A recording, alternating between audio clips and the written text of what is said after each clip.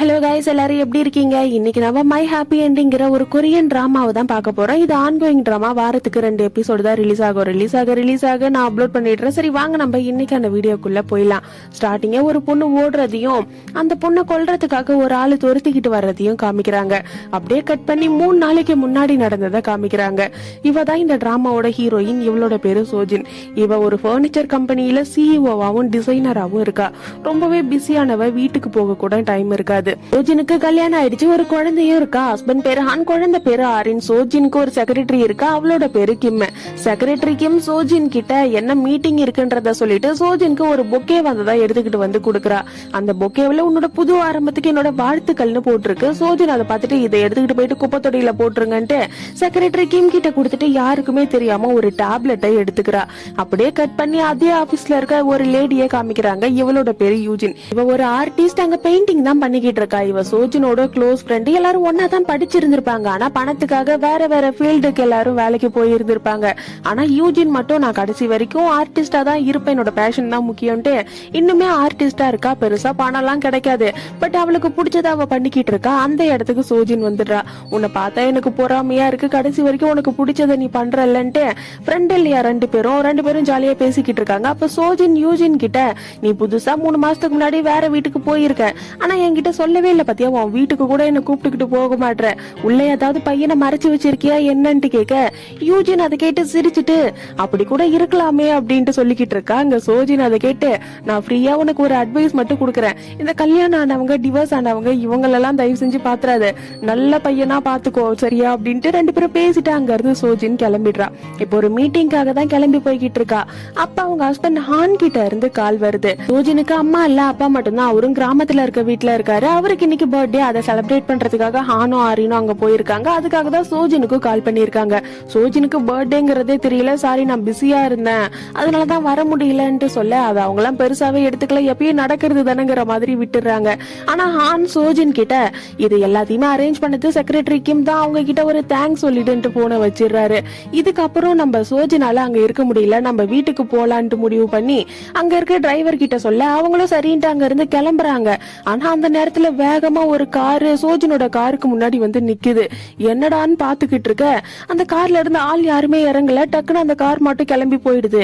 சோஜினுக்கு ஒன்னும் புரியல. ஆனா அதை பெருசா அவ எடுத்துக்கல. மறுபடியும் அங்க இருந்து கிளம்பலான்னு போகும்போது ஆபீஸ்ல பிரச்சனைன்னு செக்ரட்டரி கிம்க்கு கால் வருது. இதுக்கப்புறம் எப்படி சோஜின் வீட்டுக்கு போக முடியும்? நேரம் ஆபீஸ்க்கே கிளம்பி போயிடுறா. அந்த இடத்துல ஒருத்தன் உட்காந்துக்கிட்டு இருக்கான். அவனோட பேரு போக்கு. நேரம் அவங்க கிட்ட போயிட்டு டீம் லீடர் தேகோ எங்கன்ட்டு கேட்டுக்கிட்டு இருக்கும் போதே பின்னாடி டீம் லீடர் தேகோ வந்து நிக்கிறான். சோஜின் அவனை தனியா கூட்டு போயிட்டு பேசுறா. சோஜின் உட்ல ஒரு ஹிடன் கேமரா ரெடி பண்ணி கொடுத்துருப்பா. ஆனா அந்த தேகோ வந்துட்டு ரிஜெக்ட் பண்ணி இருந்திருப்பான். எதுக்காக அப்படி பண்ண, அது ஒண்ணு பாக்குறதுக்கு அவ்வளவு மோசமாலாம் இல்லையே, நல்லா தானே இருக்குதுன்ட்டு கேட்டுக்கிட்டு இருக்க. தேகோ அதை கேட்டுட்டு, நம்ம ஃபர்ஸ்ட் டைம் மீட் பண்ணும்போது நீங்க என்கிட்ட ஒரு விஷயம் சொல்லியிருந்தீங்க, சிஇஓவா இருக்கிறத விட எனக்கு டிசைனரா இருக்கிறது தான் பிடிச்சிருக்குன்ட்டு. எந்த ஒரு டிசைனரும் தன்னோட டிசைன் பெஸ்டா வரணும்னு தான் நினைப்பாங்க. ஆனா நீங்க இப்ப என்ன சொன்னீங்க, அது பாக்குறதுக்கு அவ்வளவு மோசமா இல்லையேன்னு சொன்னீங்க, எனக்கு பெஸ்டானதுதான் வேணும்னு சொல்ல, நம்ம சோஜின் அதை கேட்டுட்டு, சரி நான் இப்பவே உட்கார்ந்து நான் ரெடி பண்ணி கொடுக்குறேன், நீ இங்கே இரு அப்படின்ட்டு சொல்ல, நம்ம தேகோ அதை கேட்டு, அதெல்லாம் முடியாது, எனக்கு இன்னைக்கு டேட் இருக்கு, நான் போறேன், நீங்களே உட்காந்து வேலை பாருங்கன்ட்டு அங்க இருந்து கிளம்பி போயிடறான். நம்ம சோஜினும் நைட்டு முழுக்க அங்கே உட்காந்து வேலை பார்த்துக்கிட்டு இருக்கா. நைட்டு அங்க யாரும் இல்ல, சோஜின் மட்டும்தான் இருக்கா. அப்ப ஏதோ உடையிற சத்தம் கேக்குது. என்னடான்னு வந்து பார்த்தா, சோஜின் இது வரைக்கும் வாங்கின அவார்ட்ஸ் எல்லாத்தையுமே அங்க இருக்க ரேக்ல தான் அடுக்கி வச்சிருந்திருப்பா. அது எல்லாமே கீழே விழுந்து உடஞ்சு கிடக்கு. சோஜினுக்கு ஒன்னும் புரியல, இங்க என்னடா நடக்குதுன்ட்டு பாத்துக்கிட்டு இருக்கும் போதே அவளுக்கு ஒரு மெசேஜ் வருது. அந்த மெசேஜ்ல காலையில ஒரு புக்கேவை எடுத்துக்கிட்டு போயிட்டு குப்பை தொட்டியில போட சொல்லியிருப்பா இல்லையா, அதுதான் வந்துட்டு போட்டோ எடுத்து அனுப்பியிருக்காங்க. அதை பார்த்த உடனே பயந்துடுறா. உடனே போலீஸ்க்கு கால் பண்ணி பேச ஆரம்பிக்கிறதுக்கு முன்னாடியே பக்கத்துல இருக்க ஒரு ரூமை திறந்துகிட்டு முகத்தெல்லாம் மறைச்சுக்கிட்டு ஒரு ஆளு வந்து நிக்கிறான். அதை பார்த்த உடனே சோஜின் பயந்துடுறா. அவளோட போன் அங்கேயே கீழே போட்டுட்டு வேகமா அவளோட கேபின் கூடி போயிட்டு கதவெல்லாம் மூடிக்கிறா. லேண்ட்லைன்ல கால் பண்ணலான்னு பார்த்தா கால் போக மாட்டேங்குது. சரி சிஸ்டம்ல ஏதாவது ட்ரை பண்ணலான்னு பார்த்தா நெட்வொர்க்கும் கிடைக்கல. சோஜின் ரொம்பவே பயந்து போயிட்டு அங்க இருக்க ஒரு டேபிள் கீழே போயிட்டு மறைஞ்சு உட்காந்துக்கிறா. ஒரு ஆள் வந்தா இல்லையா, முகத்தை மறைச்சுக்கிட்டு அவன் சோஜினை கொலை பண்றதுக்காக வந்திருக்கான். கதவை உடைச்சுக்கிட்டு உள்ள வந்துடுறான். கையில சுத்தியோட நேர சோஜின் கிட்ட வர சத்தம் கேட்டு செக்யூரிட்டி மேல வந்துட்டு இருக்காரு. யாராவது இருக்கீங்களான்ட்டு அவரு கத்திக்கிட்டே வந்துகிட்டு இருக்க, சோஜின் டக்குனு நான் இங்கதான் இருக்கேன்ட்டு கத்த ஆரம்பிச்சிடறா. இதுக்கப்புறம் அந்த ஆளால அங்க இருக்க முடியாது இல்லையா, அதனால அங்க இருந்து ஓடி போயிடுறான். கொஞ்ச நேரத்திலேயே அந்த இடத்துக்கு போலீஸ் வந்துடுறாங்க. சோஜின் கிட்ட எவ்வளவு நாளா இது நடந்துகிட்டு இருக்கு, உங்களுக்கு யார் மேலேயாவது சந்தேகம் இருக்கான்ட்டு கேட்க, சோஜின் அதை கேட்டுட்டு 7 வருஷமாவே எனக்கு மெசேஜ் வந்துகிட்டு இருக்கு, அப்பப்போ கிஃப்டும் அனுப்புவாங்க, ஆனா இதுதான் ஃபர்ஸ்ட் டைம் நேர்ல வர வர்றது, எனக்கு யாருன்னே தெரியல, யாரு மேலே எனக்கு சந்தேகமும் இல்லன்ட்டு அவ பதட்டமாவே உட்காந்துக்கிட்டு இருக்கா. கொஞ்ச நேரத்துல தேகோ இருக்கான் இல்லையா, அவன் அடிச்சு புடிச்சுக்கிட்டு அந்த இடத்துக்கு ஓடி வரான். நேரம் நம்ம சோஜின் கிட்ட வந்து உனக்கு ஒண்ணும் இல்லன்ட்டு கேட்க, சோஜின் அதை பத்தி எல்லாம் கண்டுக்கவே இல்ல, மறுபடியும் வேலையை பத்தி தான் பேசிக்கிட்டு இருக்கா. தேகோ அதை பார்த்துட்டு அதெல்லாம் ஒண்ணும் பிரச்சனை கிடையாது, நான் உன்னை கூட்டு போய் வீட்டுல விடுறான் வான்ட்டு சொல்ல, சோஜின் எனக்கு வேலை இருக்கு, என்னால வீட்டுக்கு எல்லாம் போக முடியாது, நீங்க இருந்து கிளம்புன்னு சொல்லிடுறான். ஆனா தேகோ அங்க இருந்து போற மாதிரி கிடையாது. நான் இங்கதான் என்னோட கேபின்ல இருக்கேன், உனக்கு ஏதாவதுனா என்ன கூப்பிடுன்ட்டு அவனோட கேபினுக்கு போயிடறான். அப்படியே அடுத்த நாள் ஆகுது. சோஜின் பர்னிச்சர் எல்லாத்தையுமே செக் பண்றதுக்காக போயிருக்கா. அந்த இடத்துல டிடெக்டிவ் நாம்னு ஒருத்தர் வந்து சோஜினை மீட் பண்றாரு. சோஜின் கிட்ட தனியா போயிட்டு பேசுறாரு. இந்த இன்சூரன்ஸ் கம்பெனில ஒருத்தவங்க இறந்துட்டாங்கன்னா அவங்க எப்படி இறந்தாங்கன்றத கண்டுபிடிக்கிறதுக்காக சில டிடெக்டிவ்ஸ் எல்லாம் வச்சிருப்பாங்க இல்லையா, அந்த வேலையை தான் இந்த டிடெக்டிவ் நாம் பாத்துக்கிட்டு இருக்காரு. சோஜின் கிட்ட வந்து உங்களோட அம்மா இறந்ததுக்கு அப்புறம் ஒரு பல்கான அமௌண்ட் இன்சூரன்ஸா உங்களோட அப்பாவுக்கு கிடைச்சிருக்கு, இந்த விஷயம் உங்களுக்கு தெரியுமான்னு கேட்க, இந்த விஷயம் நம்ம சோஜினுக்கு தெரியாது, கொஞ்சம் ஷாக்கிங்கா தான் இருக்கு, இருந்தாலும் அதை பத்தி எதுக்காக இப்ப வந்து பேசுறீங்கன்ட்டு கேட்டுக்கிட்டு இருக்கா.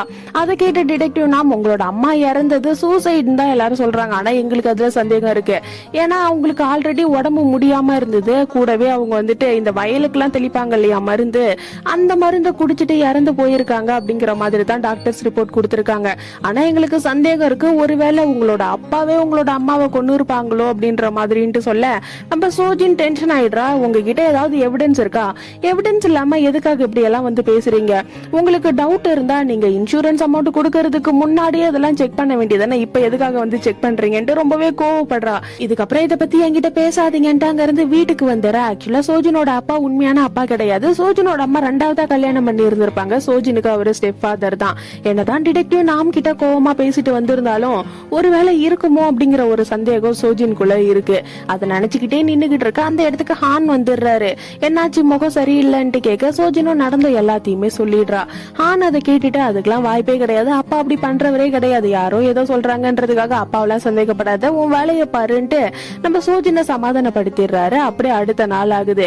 சோஜின் வீட்டுல ஹான் கிட்டயும் ஆரியன் கிட்டயும் பேசிட்டு அங்க இருந்து ஆபீஸ்க்கு கிளம்புற. ஆபீஸ்க்கு வந்து லிப்டுக்காக வெயிட் பண்ணிக்கிட்டு இருக்க. லிப்டுக்குள்ள இருந்து ஒரு ஆள் வெளியே வரான். அவன் போட்டிருக்க ட்ரெஸ் நம்ம சோஜின் ஒருத்தவன் கொல்ல வந்தான் இல்லையா, அவன் போட்டிருந்த ட்ரெஸ் மாதிரியே இருக்கு. அதை பார்த்த உடனே சோஜின் பயந்துடுறா. பயந்துகிட்டே அங்க இருந்து அவளோட கேபினுக்கு நடந்து வந்துகிட்டு இருக்க. அவளுக்கு கால் வருது. அதுல வந்துட்டு ரிப்போர்ட்டர் சாய்னு ஒருத்தவன் பேசிக்கிட்டு இருக்கான். உங்களோட ஆபீஸ்க்கு போலீஸ் எல்லாம் வந்தாங்களாமே, பாத்தீங்களா, என்ன பிரச்சனைங்கறத சொல்லவே இல்லையேன்ட்டு கேட்டுக்கிட்டு இருக்க. சோஜின் அதை கேட்டுட்டு பிரச்சனை எல்லாம் ஒண்ணும் கிடையாது, சும்மா தான் வந்தாங்கன்ட்டு போனை வச்சிடுறா. வேற செக்ரட்டரி கிம் கிட்ட போயிட்டு இதுக்கப்புறம் போலீஸை இந்த கேஸ பத்தி விசாரிக்க வேணாம்னு சொல்லிடுங்க, இத பத்தி வெளியே யாருக்கும் தெரியக்கூடாதுன்ட்டு அங்க இருந்து செக்ரட்டரி கிம் அனுப்பி வச்சுட்டு அப்படியே டேபிள் பக்கம் திரும்பி பாக்குறா. அந்த இடத்துல இந்த வுட்ல செஞ்ச ஹிடன் கேமரா ஒண்ணு வச்சிருந்தா இல்லையா, அது ஞாபகம் வருது, இங்க தானே வச்சோம் அப்படின்ற மாதிரி அதை தேடிக்கிட்டு இருக்கும் போதே கீழே ஒரு பார்க்கிங் டிக்கெட் ஒண்ணு கிடக்குது. சோஜின் அதை பார்த்துட்டு இங்க எதுக்காக இந்த பார்க்கிங் டிக்கெட் இருக்குன்ட்டு அதை எடுத்துக்கிட்டு நேரா பார்க்கிங்க்கு போறா. அந்த இடத்துல ஒரு காரும் இருக்கு. அந்த காரை செக் பண்ணி பார்த்தா அந்த காருக்குள்ள நம்ம சோஜினை கொல்றதுக்காக வந்தவன் ஒரு ட்ரெஸ் போட்டிருந்தான் இல்லையா, அந்த ட்ரெஸ் இருக்கு, கூடவே அதுல கொஞ்சம் ரத்தமும் இருக்கு. அதை பார்த்த உடனே பயந்துடுறா. அப்ப இந்த கார் வச்சிருக்கிறவன் தான் நம்மள கொல்ல வந்திருக்கான், அது யாருங்கிறத பாக்கணும் அப்படின்ட்டு அதே இடத்துல வெயிட் பண்ணிக்கிட்டு இருக்க. கொஞ்ச நேரத்திலே தேகம் இருக்கான் இல்லையா, அவன் வந்து அந்த காரை எடுத்துக்கிட்டு போறான். இதை பார்த்த உடனே நம்ம சோஜினுக்கு ஷாக் ஆயிடுது. அதுக்கு மேல சோஜினால அங்க இருக்க முடியல. உடனே ஆபீஸை விட்டு வெளியே வந்துடுறா. இதை பத்தி சொல்றதுக்காக ஹானுக்கு கால் பண்ணா அவர் போனையே எடுக்க மாட்டாரு. வீட்டுல இருக்க மெய்ட் அக்காவுக்கு கால் பண்ணி ஹான் எங்க போனாருன்ட்டு கேட்க அவங்க ஜிம்முக்கு போயிருப்பாருன்னு சொல்லிடுறாங்க. சரி நம்ம ஜிம்முக்கே நேரா போயிட்டு பாக்கலான்ட்டு அங்க இருந்து ஜிம்முக்கு போயிட்டு கேட்டா அங்க இருக்கிறவங்கள ஹான் இந்த இடத்துக்கு வந்து 3 மாசத்துக்கு மேல ஆகுது, அவர் இங்க வரதே கிடையாதுன்னு சொல்லிடுறாங்க.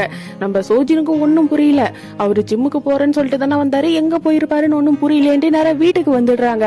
அங்க ஹானுக்குன்னு ஒரு ஆபீஸ் ஏரியா மாதிரி இருக்கும். அந்த இடத்துக்கு வந்து பார்த்தா அங்கதான் ஹானோட மொபைல் இருக்கு, அங்கே வச்சுட்டு போயிருக்காரு போல.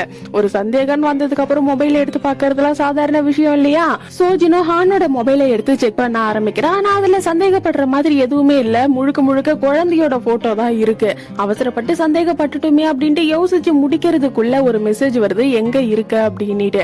அதுக்கு ரிப்ளேவும் உடனே போகுது, நான் வந்துகிட்டு இருக்கேன், சீக்கிரமா வந்துருவேன்ட்டு. ரிப்ளே வந்து உடனே அந்த மெசேஜ் டெலிட்டும் ஆயிடுது. சோஜினுக்கு அப்பதான் ஞாபகம் வருது, ஹான் கிட்ட ஒரு ஸ்மார்ட் வாட்ச் இருக்கு, அதுல ஒரு மெசேஜ் பண்ணி இருக்கலாம் அப்படின்ட்டு.